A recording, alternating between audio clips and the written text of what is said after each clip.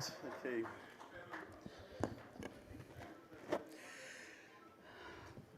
అందరికీ నమస్కారం.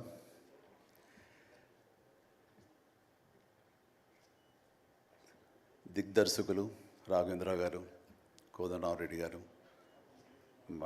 Gopal, young directors like Bobby, Vasishta, like నా నిర్మాతలు అల్లు అరవింద్ గారు, అశ్విని దత్ గారు, కెఎస్ రామారావు, శ్యామ్ ప్రసాద్ రెడ్డి, జెమినీ కిరణ్, తమ్మారెడ్డి భరద్వాజ్ గారు, అలా యంగ్ ప్రొడ్యూసర్ విక్కీ అండ్ పాత్రికేయ మిత్రులకు, అలాగే నా బ్లడ్ బ్రదర్స్, బ్లడ్ సిస్టర్స్, నా హృదయపూర్వక నమస్కారం.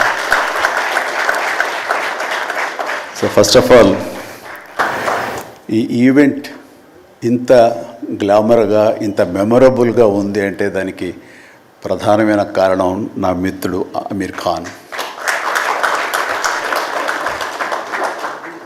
అమీర్జీ, thank you so much.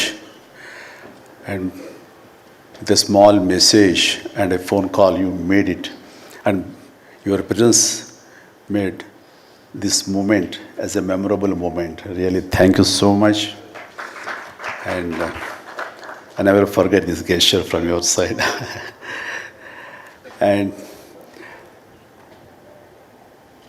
about Guinness Book of World Records, నేను ఊహించింది, I never expected, never dreamt about Guinness Book of World Record, because Guinness బుక్కి మనకి ఏంటి సంబంధం అనే ఒక ఆలోచన ఏమైనా ఉంటుంది కదా సహజంగా. అలాగే నాకు అలాంటి ఆలోచన ఏమి లేదు. అలాంటిది నేను ఎదురు చూడనటువంటి ఒక గొప్ప ఆనర్ ఈ రోజున నా జీవితంలో నా ఈ సినీ ప్రస్థానం సంబంధించి తారసపడినందుకు ఆ భగవంతుడికి, దానికి కారణభూతులైన మా దర్శక నిర్మాతలకు, నా అభిమానులకు ఎప్పుడు నేను రుణపడి ఉంటాను. Thank you so much.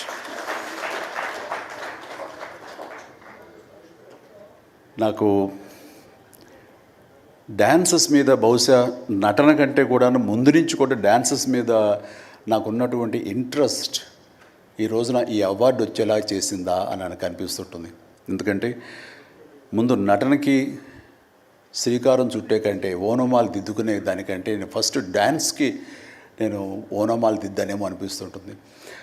నా చిన్నప్పుడు మా చుట్టూ ఉండే వాళ్ళని ఎంటర్టైన్ చేయడం కోసంగా ఈవినింగ్ అయ్యేసరికి అప్పట్లో ఉండే వివిధ భారతి కానీ, లేకపోతే శ్రీలంక సిలోన్, రేడియో సిలోన్ కానీ, వీటిల్లో వచ్చే కొన్ని తెలుగు పాటలకి అదే మా source of inspiration. I mean recording songs అవి రావడానికి. అప్పుడు గ్రామ్ ఫోన్లు కానీ, టేప్ రికార్డులు కానీ ఇవన్నీ కూడా ఉండే పరిస్థితి కాదు ఆర్థికంగా. అలాంటి వారానికి ఒకసారి రేడియోలో ఎప్పుడు పాటలు వస్తాయా అని అందరూ ఎదురు చూసేవాళ్ళు. రాగానే శంకర్బాబుని పిలవండి, డ్యాన్స్ వేస్తాడు, మనల్ని అలరిస్తాడు అని వాళ్ళందరూ ఉత్సాహంగా ఉంటే, వాళ్ళ ఉత్సాహానికి నేను మరింత ప్రోత్సాహంగా తీసుకుని దాన్ని డ్యాన్స్లు వేస్తుండేవాడిని. అట్లాగా అవి డ్యాన్సులు అంటారా, బాడీ కదలిక అంటారా ఏమో తెలియదు, ఒక ఎనర్జీగా అవి ప్రజెంట్ చేయటం అనేది ఒక్కడే తెలుసు నాకు. 7th class, 6th class, 8th class ఆ ప్రాంతంలో. ఆ తర్వాత ఎన్సీసీలో చేరిన తర్వాత ఈవినింగ్ క్యాంప్ ఫైర్ టైంలో అందరూ ఎర్లీగా భోజనాలు కానిచ్చిన తర్వాత తిన్న 70 ప్లేట్లు మన అల్యూమినియం ప్లేట్స్, వాటిని తిరగేసి దరువులుగా, డప్పులుగా వాయించుకుంటూ అప్పుడు కూడా డ్యాన్స్ చేస్తూ అందరిని ఎంటర్టైన్ చేస్తూ ఉండేవాడు. ఆ రకంగా డ్యాన్స్ అనేది నాకు ఇష్టమైనటువంటి ఒక నా అంతర్భాగం అయిపోయింది. అలాగా డ్యాన్స్లు నేను వేరుగా ఎప్పుడు చూడను, ఎప్పుడు హుషారు ఉన్నా సరే అందుకంటే ముందు లేచిపోయి డ్యాన్సెస్ వేయటం అనేది మ్యూజిక్ అనుగుణంగా బాడీని మార్చుకోవడం జరిగింది. అంటే ఫస్ట్ పిక్చరు నేను వెళ్ళినప్పుడు అక్కడ సరదాగా నా రూమ్లో నేను డ్యాన్స్ చేస్తుంటే నా కోస్టార్స్ ఆర్టిస్ట్ వాళ్ళు చిరంజీవి డ్యాన్స్ వేస్తాడు అని అంటే అవునా అని వాళ్ళందరూ చేయాలంటే అందులో సావిత్రి గారు ఉండేవారు, రోజారామణి, కవిత, ఇలాంటి యాక్టర్లు అందరూ ఉండేవాళ్ళు, నరసింహరాజు ఇలాంటి వాళ్ళందరూ ఉన్నప్పుడు వర్షం పడుతుంది. ఒక పంచలో డ్యాన్స్ చేయాల్సి వచ్చింది. అది ఈస్ట్ గోదావరి రాజమండ్రి దగ్గర ఒక పల్లెటూళ్ళలో.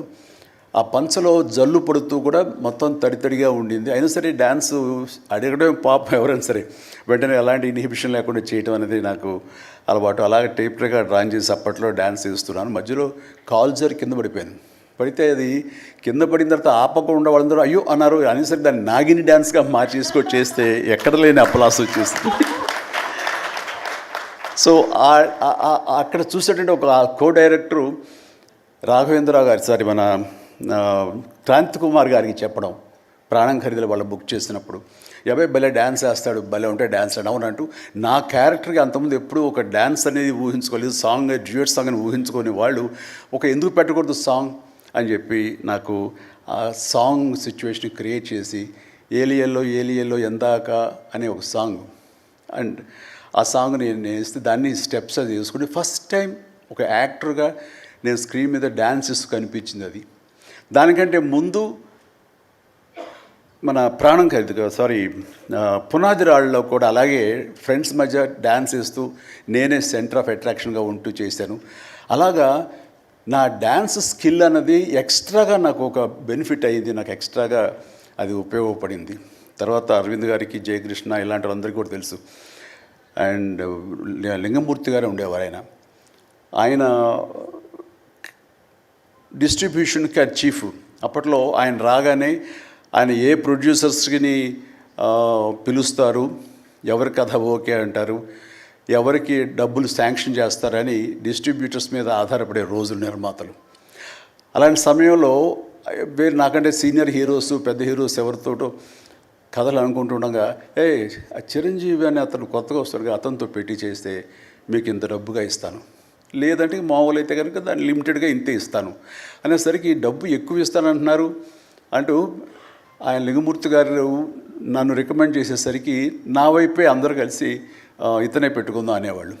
అతను ఏంటంటే ప్రజానాడి, ఆడియన్స్ ఏమనుకుంటున్నారు, ఆడియన్స్ ఇతను సాంగ్స్ కోసంగా పదే సినిమాలకు వస్తున్నారు, ఇలాంటి వాడితో సినిమాలు తీస్తే మనకి 4 డబ్బులు వస్తాయి కదా, కమర్షియల్గా వైబుల్గా ఉంటుందని ఉద్దేశంతో ఆయన ఆ రకంగా అప్పట్లో నా ప్రొడ్యూసర్తో అనడం, అండ్ వాళ్ళు కూడా నన్ను ఆప్ట్ చేయటం నాకు ఆ రకంగా డ్యాన్సెస్ అనేది ఒక ఎడ్జిని తీసుకొచ్చింది. ఆ తర్వాత నా నిర్మాతలు కానీ, నా ప్రొడ్యూసర్స్ కానీ, నా మ్యూజిక్ డైరెక్టర్స్ కానీ, నా కోరియోగ్రాఫర్స్ కానీ వీళ్ళు నా సాంగ్స్ అనేసరికి ప్రత్యేకమైన శ్రద్ధ పెట్టేవాళ్ళు. అంటే మ్యూజిక్ పరంగా కానీ, బీజిఎమ్స్ పరంగా కానీ ఆ సాంగ్స్ అనేవి ఖచ్చితంగా ఉండాలని. దత్తు గారితో నాకు ఎప్పుడు దెబ్బలాటాయి. ఎందుకంటే 6 సాంగ్స్ ఉండాలేమో బాస్ మనకు అనేవారైనా, లేదు 5 చాలండి, 6వ సాంగ్ ఎప్పుడు కథకి గొడవ అడ్డుపడిపోతుందంటే, లేదు బాస్ అది మీరు అనకండి, ఏ హీరో అయితే ఏమో కానీ మీరైతే మొత్తం 6 సాంగ్స్ ఉండాలి బాస్ అని ఆయన అంటాం. సో 6వ సాంగ్ని ఏ రకంగా ఒప్పించడం. అలాగే అల్లు అరవింద్ గారు లాస్ట్కి వచ్చేసరికి అత్తగిముడు అమ్మాయి 3 సాంగే సిచ్యువేషన్ లేదు అక్కడ. అలాంటి చోట ఒక డబ్బు మీద ఒక సాంగ్ను ఆయన క్రియేట్ చేసుకుని అప్పుడు డైరెక్టర్ గారితో కోదండరామరెడ్డి గారు వీళ్ళందరూ కలిపి అనుకుని అత్తగిముడు అమ్మాయికి మొగుళ్ళో ఒక సాంగ్ని బలవంతంగా పెట్టాడు అక్కడ. ఆ టైంకి అది బలవంతంగా ఉంటుంది, కథ డిస్టర్బెన్స్ ఉంటుంది, కానీ సాంగ్స్ ఒక ఎడ్జి తీసుకుంటాయి. సాంగ్స్కి స్పెషల్ ఆడియన్స్ ఉన్నారు. ఆ ఆడియన్స్ సాంగ్స్ మళ్ళీ రిపీట్ చేసేవాళ్ళు. అప్పట్లో ప్రొజెక్టర్ ఆఫ్ చేసి మళ్ళీ రీప్లే చేసేవాళ్ళు. ఆ రకంగా సాంగ్స్ యొక్క ప్రత్యేకత నా జీవితంలో, నా సినీ కెరీర్లో, నా యొక్క విజయ పరంపరలో అది ఒక అంతర్భాగం అయిపోయింది. ఆ రకంగా సాంగ్స్ అనేది ఏదో సరదాగా హాబీగా చిన్నప్పుడు మొదలుపెట్టింది. అది ఈ రోజు వరకు నాకు విపరీతమైన ఫ్యాన్స్ని తీసుకొచ్చి డ్యాన్సెస్ అంటే చిరంజీవి చేయాలి అన్నంత పేరు తీసుకొచ్చి నాకు ఈ రోజు ఇదిగో ఈ Guinness book of world records నాకు తీసుకొచ్చేలాగా చేసింది. సో ఇది నిజంగా అనూహ్యమైంది. ఏదో నటనకు వస్తుంది అన్నారు, వస్తుంది. అలాగే పర్సనాలిటీకి, మన సీనియారిటీకి అవార్డ్స్ వస్తాయి అనుకున్నా వస్తున్నాయి, అన్నీ అవుతున్నాయి. ఇంక ఎందుకు వస్తాయి, ఏమన్నా వస్తాయి అనుకుంటే కనుక ఈ రూపంలో వచ్చింది. ఈ రకంగా నన్ను వరిస్తుంది అనుకోలేదు. అది కాకుండా Guinness book of world records అన్నది. So first of all thank you so much mister Richard. You have come all the way to give me this honour in the name of prolific dancer, actor of Indian screen. Thank you so much. Thank you. And then ఇంతకు మించి నేను ఎక్కువ ఏమీ చెప్పలేను. But నా యొక్క ఈ విజయ పరంపరలో నేను కొనసాగడానికి నాకు ముందు నుంచి దోహదపడుతున్న నా నిర్మాతలకి, నా తోటి నటీనటులకు, నా టెక్నీషియన్స్కి, నా డైరెక్టర్స్కి, ప్రతి ఒక్కరికి హృదయపూర్వక ధన్యవాదాలు మరొకసారి తెలియజేసుకుంటూ ప్రతి ఒక్కరికి నా అభినందనలు సెలవు తీసుకుంటాను. జై హింద్. Thank you.